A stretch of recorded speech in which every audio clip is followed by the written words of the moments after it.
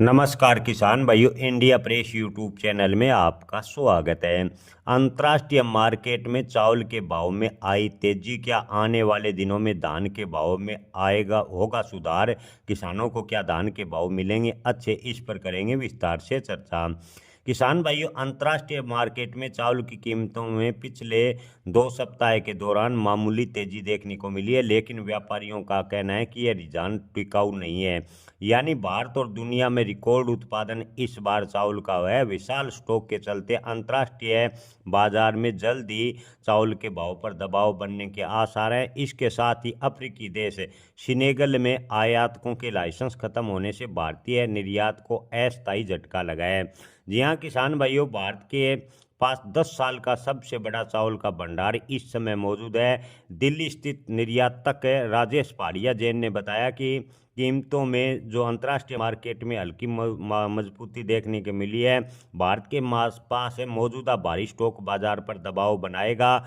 Food corporation of India यानी FCI के पास वर्तमान में 33.6 मिलियन टन चावल और 30.91 मिलियन टन धान, यानी 30.91 मिलियन टन धान को अगर चावल में परिवर्तित किए तो 21 मिलियन टन चावल के बराबर का भंडार मौजूद है। ये पिछले 10 सालों में सबसे ज़्यादा है।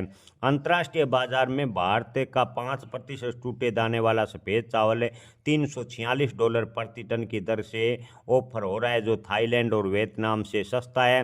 हालांकि पाकिस्तान के टूटे चावल की बात करें तो पाकिस्तान के चावल की कीमत $340 प्रति टन के दर के साथ सबसे ज़्यादा बनी हुई है। उद्योगों का मानना है कि भारी फसल उत्पादन और कीमतों को और भी अंतर्राष्ट्रीय मार्केट में दबाव में लाएगा। कृषि मंत्रालय के अनुसार खरीफ सीजन में देश का चावल उत्पादन 125.40 मिलियन टन के नए रिकॉर्ड स्तर पर पहुंचेगा, जो पिछले साल के मुकाबले 122.77 मिलियन टन ज़्यादा था। इंटरनेशनल ग्रेस काउंसिलिंग के अनुसार अंतर्राष्ट्रीय उत्पादन भी 543 मिलियन टन होने का अनुमान है, जो पिछले वर्ष से 541 मिलियन टन था। यानी पिछले साल के मुकाबले इस बार 2 मिलियन टन चावल का उत्पादन अंतर्राष्ट्रीय मार्केट में ज़्यादा होगा। जलवायु अनुपालक चावल निर्यात करने वाली कंपनी स्वास्थ्य इको हार्वेस्ट के प्रबंधक निदेशक एस चंद्रशेखरन ने कहा कि भारत की बम्पर पैदावार से अंतर्राष्ट्रीय मार्केट में कीमतें नीचे और आ सकती है। तेलंगाना में कालवे श्रम परियोजना के अतिरिक्त उत्पादन आने की भी संभावना है। हालांकि सोना मसूरी और BPT जैसी किस्में का उत्पादन इस साल कम है, क्योंकि पिछले साल किसानों को इन किस्मों के भाव कम मिले थे। व्यापारियों का कहना है कि पर्याप्त उपलब्धता के बावजूद तेलंगाना के घरेलू बाजारों में कीमतें ऊंची बनी हुई है। निर्यात मोर्चे पर इस वर्ष कोई विशेष तेजी फिलहाल देखने को नहीं मिली। एपेडा के आंकड़ों के अनुसार